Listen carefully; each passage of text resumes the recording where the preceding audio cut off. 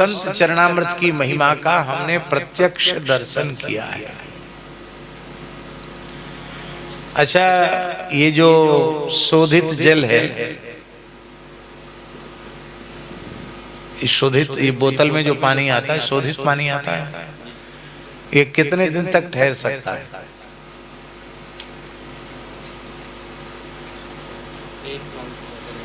हैं? 4 महीने। उस पर एक्सपायरी डेट लगी रहती है। 4 महीने तक। चलो, इन्होंने साल भर का काम साल भर का करते हैं। अच्छा, तो चलो, साधारण जल जो नल का पानी है वो कितने दिन तक ठहर सकता है?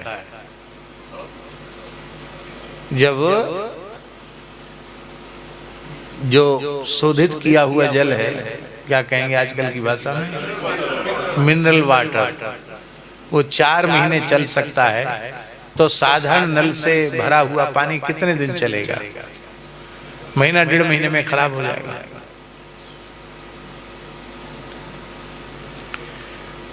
2001 में मलुक पीठ में जो झरा भंडारा हुआ था, साधारण जल से ही, वृंदावन का जल था, कोई नल का पानी, बोरिंग का पानी, बोरिंग के पानी के जल से संत उनके चरण धोए थे चरणामृत। आज भी वैसा ही रखा है।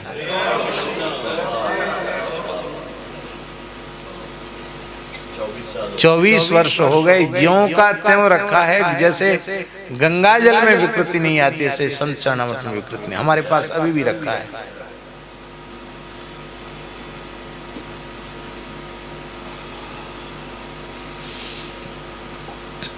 आपने श्री चैतन्य महाप्रभु की पवित्र परंपरा में श्री रसिकानंद प्रभु का नाम सुना होगा। रसिकानंद प्रभु, जिनके संबंध में नाभाजी ने कहा, रसिक मुरारी उदार अति मत्त गजहि उपदेश दियो। हाँ, शिष्य बनाया था।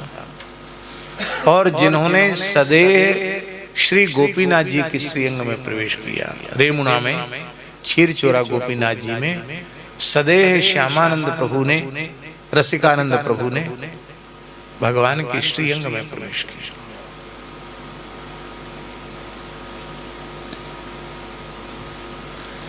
जैसे चतुर्व्यूह है, वासुदेव संकर्षण प्रद्युम्न अनिरुद्ध, ऐसे ही यहाँ भी चतुर्व्यूह है। वासुदेव तत्व श्री चैतन्य तत्व, संकर्षण तत्व श्री नित्यानंद तत्व, और श्यामानंद प्रभु प्रद्युम्न तत्व, और रसिकानंद प्रभु अनिरुद्ध तत्व। ऐसा भी अनुभव संतों ने, महापुरुषों ने किया है।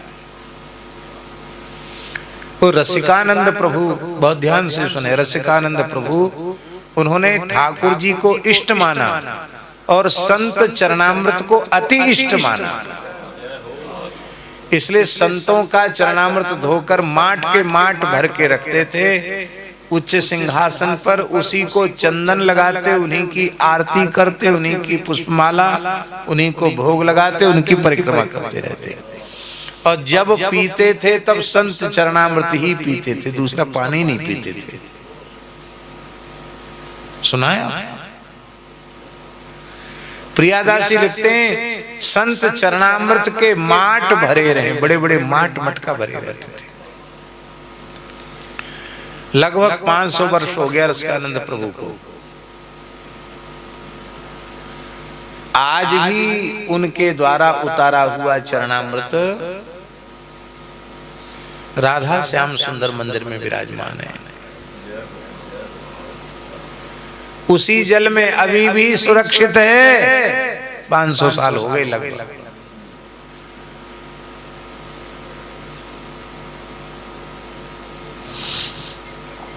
श्री नाभाजी ने भक्तमाल ग्रंथ की पूर्णता पर वृंदावन में झरा भंडारा किया था, ज्ञान गुदरी में। उसमें गोस्वामी तुलसीदास जी महाराज भी पधारे थे। वहीं भक्तमाल के सुमेरु के रूप में उनको पूजित किया गया। तो महाराज जी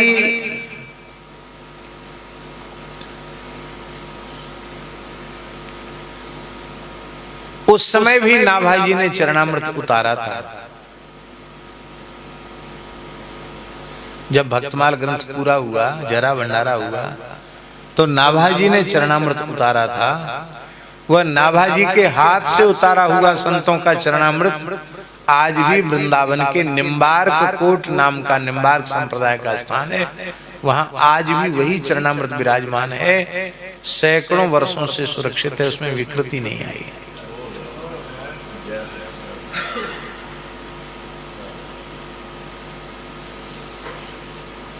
हम जो नित्य संत चरणामृत लेते हैं उनमें ऋषिकानंद प्रभु का संग्रहित चरणामृत भी, नाभाजी वाला चरणामृत भी, और अपने जो प्रतिवर्ष झरा में संत चरणामृत वो भी चरणामृत,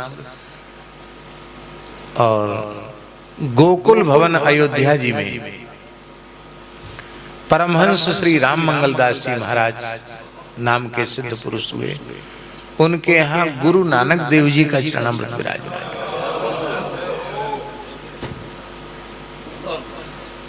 आज भी उस स्थान में गुरु नानक देव जी के चरणामृत विराजमान है, वो भी हमारे संत चरणामृत में सम्मिलित है।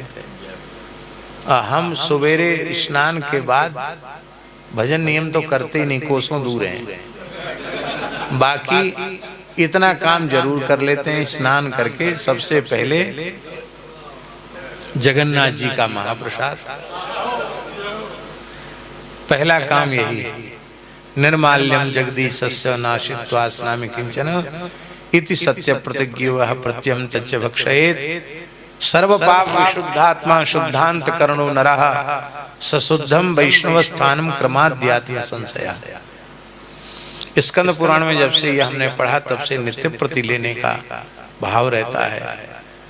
भगवान कह रहे हैं, ब्रह्मा जी कह रहे हैं, जो भगवान जगन्नाथ का निर्माल लेने की जिसने प्रतिज्ञा कर ली है, बिना जगन्नाथ जी का निर्माल लिए मैं कुछ भी ग्रहण नहीं करूंगा, ऐसी सच्ची प्रतिज्ञा कर ली है। जो प्रतिदिन जगन्नाथ जी का निर्माल लेता है उसका अंतःकरण संपूर्ण पापों से रहित हो जाता है, उसके पवित्र अंतःकरण में ज्ञान भक्ति वैराग्य का उदय हो जाता है। सर्व पाप विशुद्धात्मा शुद्धांत करणो नरः स शुद्धम वैष्णव स्थानम क्रमाद्यात्म संशया। क्रमशः वह भगवान के नित्य धाम को प्राप्त करता है, इसमें संदेह नहीं। इतना बढ़िया साधन खाने पीने की बात मिल जाए तो इससे बढ़िया क्या है। तो सबसे पहले जगन्नाथ जी का निर्माण लेते हैं, फिर संत चरणरज गुरु चरणरज जो ब्रजरज में है उसको मुख में मस्तक पर लेते हैं, इसके बाद भगवत चरणामृत लेते हैं, इसके बाद संत चरणामृत लेते हैं। बस ये चार चीजें लेते हैं। इसके बाद जो कुछ इसके बाद जो कुछ भी हो फिर इसके पीछे हो, तिलक स्वरूप भी इसके पीछे धारण करते हैं। पहले ये काम, चार काम पहले, फिर तिलक स्वरूप धारण करते हैं। इनमें से एक का भी आश्रय ले ले तो कल्याण की गारंटी है, और चारों ले तो फिर क्या कहना। तो सुदामा चरित्र का सब है वो संत चरणामृत का। हम आपको क्या कहें, मैंने तो अपनी आंखों से प्रत्यक्ष देखा है संत चरणामृत का जो महत्व है, मैंने अपनी आंखों से देखा है। हमारे एक संत थे, गौड़ीय परंपरा के थे, बहुत अच्छे महात्मा थे, श्री विपिन बिहारी दास जी। गौड़ीय संत थे, पहले गृहस्थ थे, बाद में वेष्ट ले लिया था उन्होंने, और बड़े उच्च पद पर थे। पहले थे पटना विधानसभा में मार्शल थे वो। तो मार्शल एक प्रकार से विधानसभा का सबसे बड़ा सुरक्षा अधिकारी होता है, और बाद में सेवानिवृत्ति के बाद फिर वेश ले लिया। उन्होंने बहुत अच्छे थे शौकीन बहुत थे। शौकीन जानते हैं ना, बहुत बढ़िया से बढ़िया कीमती कपड़ा पहनना, मटका सिल्क बढ़िया, खूब खुशबू वगैरह लगा के तब बाहर निकलना, और पान चबाते रहना, ये सब था। भजन पाठ भी करते थे और रहते खूब बढ़िया अच्छे, मतलब ऐसे वैसे नहीं रहते थे जैसे कि चलो साधु साई छाए, जैसा वैसा नहीं। अब खूब बढ़िया प्रसाद पाने का शौक था, जैसे पहरने का ऐसी ठाकुर जी के लिए बढ़िया बढ़िया रसोई बनाते, भोग लगाते, हमको भी देते थे पाने के लिए, बुलाते, हमको बुलाते। तो कहते थे भाई अब हम ऐसी रहनी से रह के आए हैं, अब हम गौड़िया वाली तितिक्षा वाली रहनी से हम तो नहीं रह सकते, हम तो अपने ठाकुर जी को बढ़िया आराम से भोग लगाते हैं और कुछ संतों को भी देते रहते थे। अब उनको इतना पैसा आता था पेंशन का, उसमें से एक पैसा बचाते नहीं थे, सब जय सिया राम सब खर्च करते रहते थे। तो वृद्ध हुए, कुछ अस्वस्थ हुए, हॉस्पिटल में गए। रामकृष्ण मिशन हॉस्पिटल है वृंदावन में, तो रामकृष्ण मिशन हॉस्पिटल गए।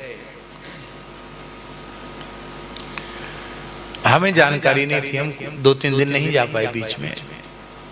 हमको पता चला कि वो भर्ती हैं और आपकी याद कर रहे हैं, तो हमारे मन में आया कि हम कुछ लेके जाएं उनके लिए। तो क्या लेके जाएं, लोग हॉस्पिटल में जाते कोई फल फूल लेके जाते हैं, हमारे मन में पता नहीं कैसे भाव आया कि संत चरणामृत लेके जाएं। तो हमारे पास जो संत चरणामृत था हम लेके गए। ये बात सन 1992 की संभवता होगी, 92 या 93 की बात होगी, उस समय की बात थी। तो हम संत चरणामृत लेकर के गए और वहां जब हम गए तो हमने क्या देखा कि वे संत पौड़े हुए हैं प्राइवेट वार्ड में, उसमें कमरे में, और उनके मुख पर भी सूजन है और हाथ पैर पर भी सूजन है। तो लक्षण तो ऐसा था कि अब इनका शरीर रहने वाला नहीं है, आंख खुल नहीं रही थी। तो उनकी सेवा में जो बालक थे उन्होंने कहा कि बाबा, हमारा नाम लेके कहा, वो आए हैं। तो उनके मुंह से धीरे से आवाज निकली, क्या लाए हैं? उनके कान में थोड़ा जोर से कहा, संत चरणामृत लाए हैं। तो उन्होंने ऐसे मुंह खोला। उसके पहले उनका शरीर ऐसे छटपटा रहा था जैसे मछली, ऐसे ऐसे छटपटा रहा था शरीर। देख के मैं भी बहुत दुखी हुआ। आंख भी नहीं खुल रही है, सुनने भी कमजोर हो रहे हैं, शरीर भी छटपटा रहा है, और कुछ कुछ बोल रहे थे मुंह से, कुछ हो सकता है कुछ उटपटांग दिख रहा हो, जो भी हो। तो हमने जैसे ही अपने हाथ से संत चरणामृत उनके मुख में छोड़ा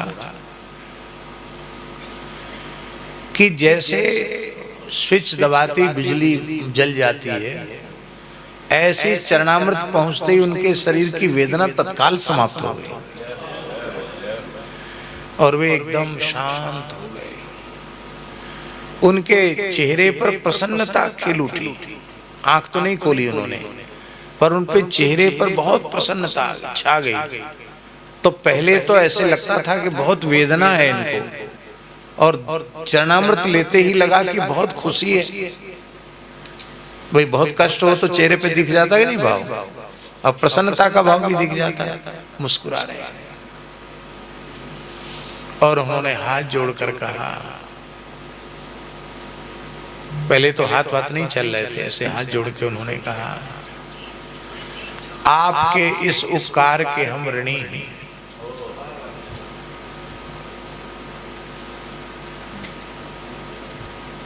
तो उनसे पूछा, बाबा आप इस समय क्या सोच रहे हो, क्या देख रहे हो, आपकी चित्तवृत्ति कैसी है? तो वो संत बोले, श्री विपिन बिहारी दास जी बोले, अष्ट सहचरियों के सहित राधा रानी सामने खड़ी है, बरसाना चलने के लिए कह रही है। क्या कहा उन्होंने? अष्ट सहचरियों के सहित, ये संत चरणामृत की महिमा, लेते ही श्री जी प्रकट, अष्ट सहचरियों के सहित श्री जी खड़ी हैं और बरसाना चलने के लिए कह रही है। उस समय पूज्य बक्सर वाले मामा जी की कथा वृंदावन में अनाज मंडी में चल रही थी। तो फिर उन्होंने कहा उनको श्रीमन नारायण जी का, श्रीमन नारायण जी को बुला दो, ये कहना चाहते थे वो कि आप आगे उनको भी बुलाओ, पर बुला दो ये नहीं कह पाए। श्रीमन नारायण, शरीर छूट गया। तो ये मैंने सुनी हुई बात नहीं बता रहा हूं आपको, जो मेरे सामने मेरे बिल्कुल प्रत्यक्ष देखते आंखों से देखते हुए घटी। हमारा तो रोमांच हो गया। हमने पूज्य गुरुदेव भक्तमाली जी को बताया, तब से निश्चय कर लिया कि संत चरणामृत रोज लेना है।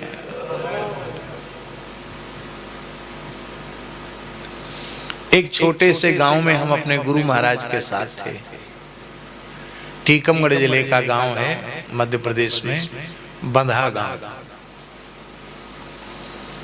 वहां एक बच्चा, गर्मी का समय था, बीमार हो गया और अंत में उस बच्चे का सारा शरीर पता नहीं कैसे इठ गया और आंख उलट गई, मुंह से झाग जैसे आ गया। वहां के एक अच्छे डॉक्टर, बीएस डॉक्टर थे, उनको बुलाया।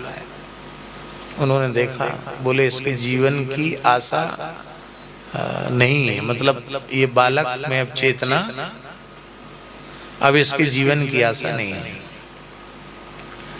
और मैं तो इतना ही कह सकता हूँ, पर वैसे कुछ बचा नहीं है। और आपको संतोष हो तो आप भोपाल ले जाओ, ग्वालियर ले जाओ, दिल्ली ले जाओ, जहाँ जहाँ।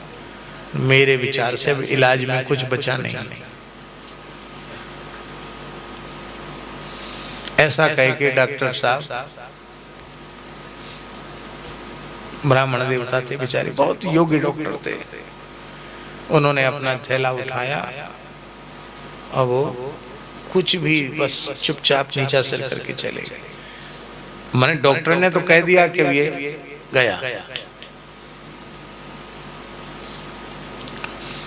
अब घर में स्त्रियां सब रोने लगी, माताएं, बहू, बेटियां सब रोने लगी। कुलदीपक एक ही बच्चा, 8-9 साल का, सब रोने लगे। पूज्य महाराज जी एक कक्ष में बैठे थे, हम उनके चरणों में बैठे थे।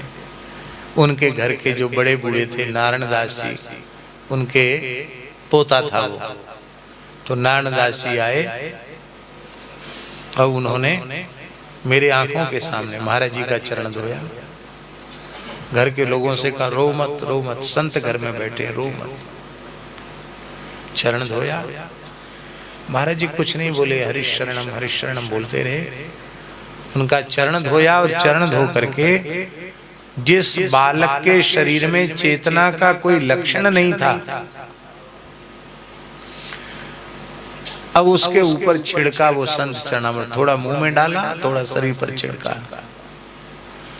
5 मिनट भी नहीं हो पाया कि बालक के शरीर में हलचल हुई, पुनः प्राणों का संचार हो गया और बालक उठकर बैठ गया। बोला भूख लगी है। महाराज जी ने कहा, श्री किशोरी जी ने इसको फिर से जीवन दे दिया, अब इस बालक का नाम जानकी शरण रख दो। अभी वो बच्चा, तो उसका विवाह हो गया, शायद उसके भी बच्चे हो गए, तो उस बच्चे का नाम क्या रख दिया? लेकिन किशोरी जी ने इसको नया जीवन दिया। सौराष्ट्र के एक शहर है लखतर, तहसील है, जिला सुरेंद्रनगर में। वहां महाराज जी की कथा थी भक्तमाल की, हम भी थे साथ। तो अब तो नर्मदा जी की नहर वहां तक पहुंच गई है, गुजरात तक, तो वहां लोगों को पानी मिलने लगा। पहले पानी का बहुत संकट था, वर्षा के पानी का संग्रह करके ही लोग उपयोग करते थे, और वैसे पानी का बहुत संकट था। तो वहां लखतर में भी पानी दूर से लाना पड़ता था, टैंकर से। और कुआं जो था गांव में, एक पंडित जी का कुआं था ब्राह्मण देवता का, उसका पानी बिगड़ गया था। इतना कड़वा और खारी पानी कि आप कुल्ला नहीं कर सकते। और महाराज जी ने सबरी माता का चरित्र कहा। उस चरित्र में महाराज जी ने कहा कि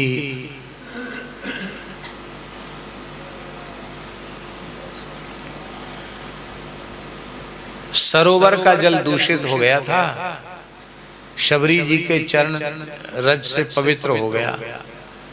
तो उन पंडित जी के मन में क्या भाव आया कि अपने घर में महाराज जी विराजे, इनका चरण धोके कुआं में डाल दें तो हो जाएगा पवित्र। तो रात्रि को कथा होती थी। जहाँ कथा का स्थल था वो एक कारखाना था, ट्रैक्टर वगैरह बनते थे वहाँ। तो दिन में तो काम चलता, शाम को कटर पटर नहीं होती वहाँ। तो शाम को रात्रि में ही कथा होती थी। वहाँ ठंड थोड़ी कम पड़ती है गुजरात सौराष्ट्र में, इधर हमारे वृंदावन में तो ठंड बहुत पड़ती है। लेकिन रात में तो थोड़ी ठंड, सब जगह ठंडी के मौसम में थोड़ी ठंडी हवा चलती ही है। अब महाराज जी का शरीर वृद्ध, तो महाराज जी को हम लोगों ने चरणों में मोजा पहरा रखे थे। वो पंडित जी कथा के बाद आए रात्रि को 11 साढ़े 11 बजे, और गुरुजी चरणामृत चाहिए। अरे मैंने कहा भाई वृद्ध शरीर है, मोजा पहने हुए, काहे को परेशान करते हो। महाराज जी बोले आप मत टोकिए, जो ले रहा है उसे परेशानी नहीं है, जो दे रहा है उसे परेशानी। आपको क्या परेशानी हो रही है। महाराज जी बहुत सरल थे हमारे। तो हम चुप हो गए। पंडित जी ने महाराज जी का मोजा उतारा, दोनों चरण बढ़िया से धोए, एक घड़ा पानी से धोए चरण, और फिर घड़ा में भर के चले गए। और रात्रि को ही उसमें कुआं में डाल दिया। सवेरे जाकर टेस्ट किया, परीक्षण किया कि इसका स्वाद कैसा है, बदला कि नहीं बदला। तो जैसे ही आचमन के एकदम मीठा पानी, जिसमें आप कुल्ला नहीं कर सकते, पानी में पानी बदल गया, आज भी बदला हुआ है। हमारी बात पर विश्वास न हो तो वहां जाके चले जाना, उस कुएं का पानी पी के आना। भीड़ लग गई, हल्ला मच गया, कुआं का पानी बदल गया, भीड़ लग गई पानी लेने वालों की। और महाराज जी के पास बात आई तो महाराज जी बहुत उदास से हो गए। बोले अरे ये सब झूठी बातों का प्रचार मत करो, ये तो उनके भाव की पूर्णता भगवान ने की, हमारे पैर में कहीं कोई ऐसी विशेषता नहीं है। और ये तो ठीक है, झूठी बड़ाई हमको अच्छी नहीं लगती है, ये सब झूठी बातें हैं। बोले हमें पता होता हमारे पैर में इतना चमत्कार है तो कुछ हमने भी इससे कमा लिया होता। हंसकर बोले हमने इससे कुछ लाभ ले लिया होता, हमने तो लिया नहीं कोई लाभ। पंडित जी की भावना का लाभ मिल गया, हमारा इसमें कुछ नहीं। ऐसे हम कितने आपको सुनावें जो अपने जीवन में संत चरणामृत के चमत्कार आंखों से घटित होते हुए हमने देखे। एक इसी पंजाब क्षेत्र से एक व्यक्ति सुदामा कुटी में गया था। एक आंख उसकी फूटी हुई थी, एक आंख ही वाला था। तो किसी संत ने उसको बताया था कि जहां संत रहते वहां चले जाओ। तो महाराज नियम से क्या करता था, संत चरणामृत लेकर के उसी को पीता था। सारे शरीर में उसके वो था, सफेद दाग थे, तो उसमें लगाता था, वो पीता था। और उस समय सुदामा कुटी में पत्तल नहीं, थाली में संत लोग भोजन करते थे, पीतल की थाली थी। तो सारी थालियों को धो करके उसका जो कण है प्रसाद के एक में इकट्ठा करके उसी को पीता था वो। और कोई संत कहता हमको मुंडन कराना तो उसको मुंडन भी कर देता था, बर्तन मांजना, सेवा। और कहता था महाराज मैं बहुत पापी आदमी हूँ। पंजाब का ही था, ये इसी क्षेत्र का था। मात्र 4-6 महीने में उसके शरीर के सारे दाग खत्म हो गए। और सबको बड़ा आश्चर्य, बोले क्या दवाई खाते हो? बोले कुछ नहीं, संत चरणामृत और शीत प्रसाद से मेरा कुष्ठ खत्म हो गया। इसके बाद वो चला भी गया, शायद इसीलिए आया था कि हम ठीक हो जाए, ठीक होके चला गया।